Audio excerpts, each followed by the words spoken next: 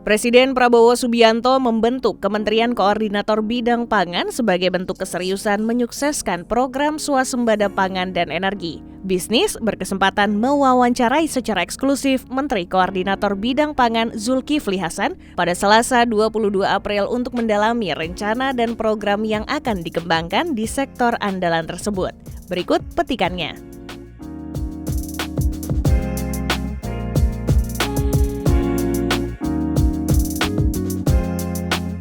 Program prioritas pemerintah, Bapak Presiden itu kan top priority itu swasembada pangan. Ya. Swasembada pangan kan dalam artian luas. Ya. Nah, itu yang paling utama. Setelah itu bisa, tentu nanti ekosistem yang lain akan dibangun. Ya. Itu. Nah, yang kedua kedaulatan energi ya. Energi itu juga akan sangat terkait dengan sektor pangan, ya, pertanian itu, karena kita ingin energi yang baru terbarukan. Ada nanti etanol yang dari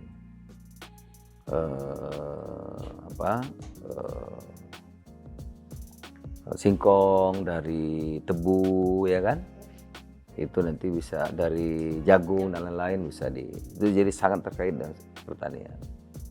Sekarang kita syukuri pangan ini kan kami April ini sudah bisa menurut BPS itu produksinya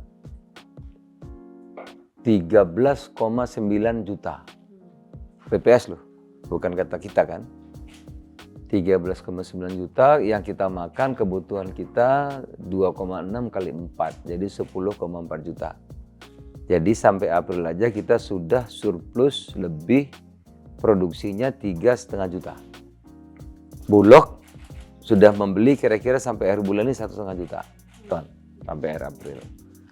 Nah, kalau sampai akhir April 1,5 juta artinya karbohidrat, padi aman sudah sampai akhir tahun depan. 2026 ya, kita insya Allah tidak akan impor lagi kalau tidak ada suatu hal yang luar biasa mengenai perubahan iklim atau kejadian-kejadian luar biasa seperti bencana alam. Tapi kan ini baru awal ini ya, yang diingin Bapak Presiden jauh lebih luas dari itu ya. Kita juga ingin memperkuat pangan itu dalam artian luas, protein ya. Telur, ayam, ikan ya, daging ya, dan lain-lain itu. Artinya ini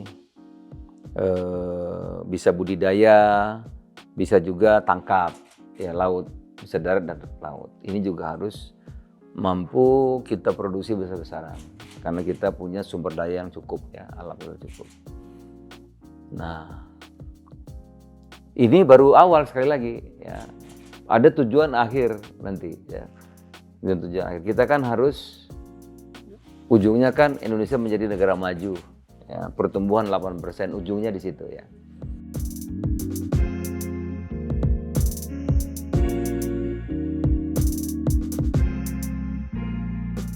Indonesia itu luas. Misalnya pangan kita ada dua cara kan. Pertama optimalisasi yang ada. Yang ada itu sawah yang ada yang lebih kurang 7,4 juta ya. Pupuknya kita pangkas aturan yang rumit, irigasinya kita perbaiki sehingga produktivitas bisa naik gitu kan. Harga beli kita perbaiki gitu. Nah, kedua membuka lahan yang baru. Ya, jangan lupa Indonesia itu kan luas. Nah, sementara ini kan kita kadang-kadang lihat Indonesia itu kalau pertanian mana Jawa gitu. Muter-muter Jawa ya, paling tambahan Sumatera ya kan. Nah, kita ini punya Kalimantan, kita ini punya Papua gitu. Merauke aja itu kan luasnya 1,5 kali Pulau Jawa, luas sekali gitu. Nah, jadi kalau nanti pangan sudah berlebihan ya kan, misalnya singkong ya, itu bisa dirubah menjadi etanol. Nah, rencana kita untuk gula misalnya, kita memang untuk makan, gula yang untuk makan itu kan nggak banyak lagi kurangnya. Kebutuhan 2,6, 2,7 kita sudah bisa produksi 2,5, kira-kira 200.000. Memang untuk industri masih perlu banyak ya. Itu. Tapi sekali lagi kita harus menciptakan kebun-kebun memperluas wilayah yang baru. Nah itu yang dikerjakan sekarang. Ada di Papua lagi bangun sawah hampir 1 juta. Kita akan menggerakkan bangun tebu di sana mungkin sekitar 600.000 hektar lebih gitu ya. Bahkan ada rencana tentu kerjasama, nggak mungkin semua pemerintah ya. Tidak boleh ada lahan yang kosong, akan dibangun di mungkin 400 sampai 500 kabupaten satu pabrik tapioka yang bisa dirubah jadi etanol. Ya jadi nggak boleh tanah kosong, tinggal ditanami singkong gitu. Itu kira-kira ya. Nanti juga tidak boleh ada yang tanah kosong, bisa ditanami sawit, bisa ditanami kelapa dan lain-lain sebagainya gitu.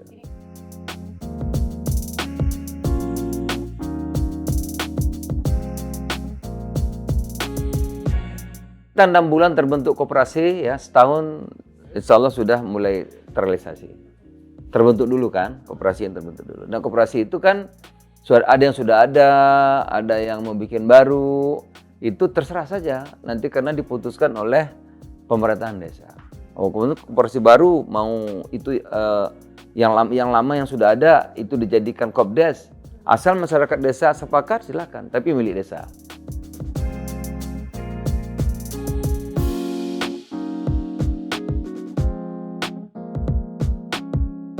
Nah ini sekarang Kopdes itu kalau Kopdes ya kita kan ada pelaksananya tuh. Balik lagi ke Kopdes tuh ada Mendagri, ada Menteri Koperasi, ada Menteri Pertanian, ada Menteri Desa. Nah ini kita bagi 4 wilayah biar percepatan terjadi ya. Ada dipimpin oleh pelaksana hariannya Wamen Dagri, ada Wamen Tan, ada Wamen Desa, ada Wamen Koperasi. Ya.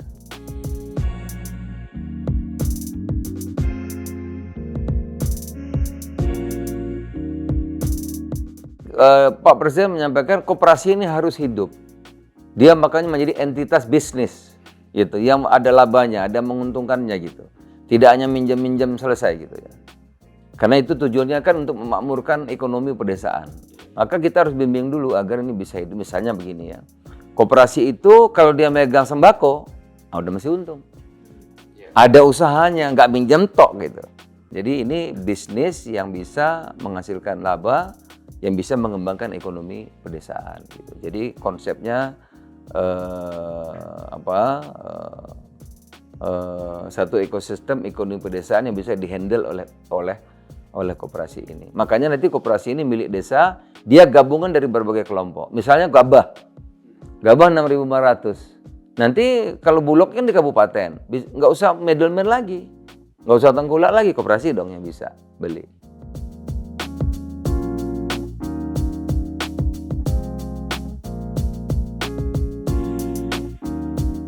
Permodalannya nanti APBN, APBD, tapi nanti dia karena bisnis, nanti Himbara lah yang akan membimbing dari proses bisnisnya ya.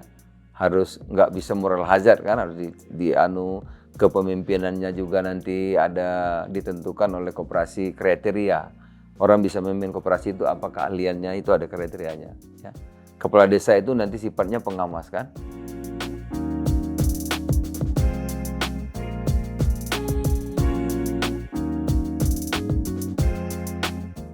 Sudah kan biasa standar, yang paling penting kriteria pengurusnya. Nah, koperasi itu yang jelas dibentuk oleh pemerintah desa.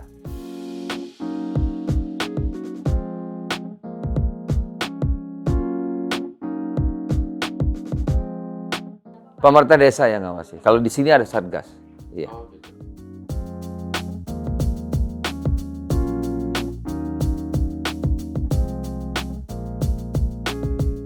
Ya kalau di bidang saya kita jelas. Saya sudah dapat 9 impres atau perpres ya yang diberikan dukungan oleh Pak Presiden kepada kita. Betapa dukungan Presiden yang luar biasa. Ya hasilnya ada. Hasilnya tadi kalau beras kita sudah nggak perlu lagi. Kita sudah lebih 3,5 juta sampai April kan. Udah kelihatan gitu. Udah kelihatan. Jagung juga produksi kita mungkin lebih sekitar 2-3 juta lebih juga gitu. Nah sekarang mulai saya fokus ke Kopdes tadi, kemudian nanti pangannya di sektor protein. Ya bidang-bidang lain tentu ada, tapi bidang saya sudah kelihatan itu.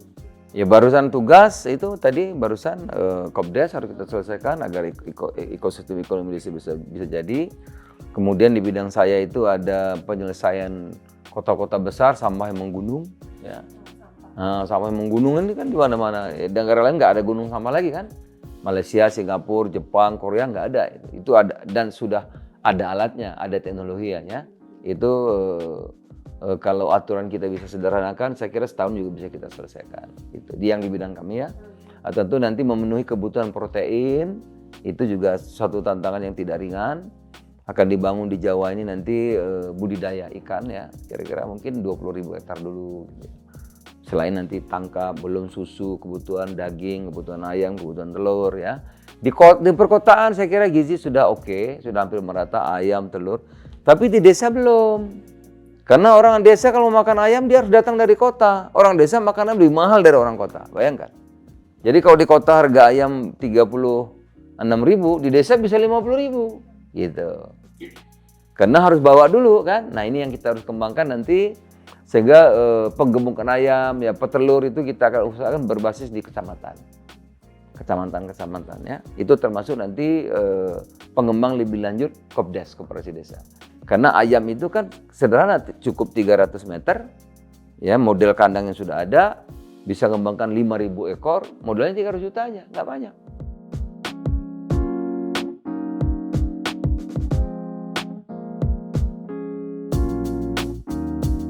Sampah itu sederhana sebetulnya, kalau aturannya kita sederhanakan, saya yakin setahun kelar. Teknologinya sudah ada teknologinya. Cuman sekarang kan rumit, kayak pupuk. Rumit. Ya, rumit itu ya kalau mau menyelesaikan sampah dengan teknologi masih perizinan DPRD, masih bupati, masih gubernur, mesti DPRD provinsi, mesti nanti Menteri Keuangan lagi, mesti nanti Menteri Lingkungan lagi, mesti Menteri SDM lagi. Ruwet gitu. Iya. Kalau bisa disederhanakan sebuah pupuk cepat.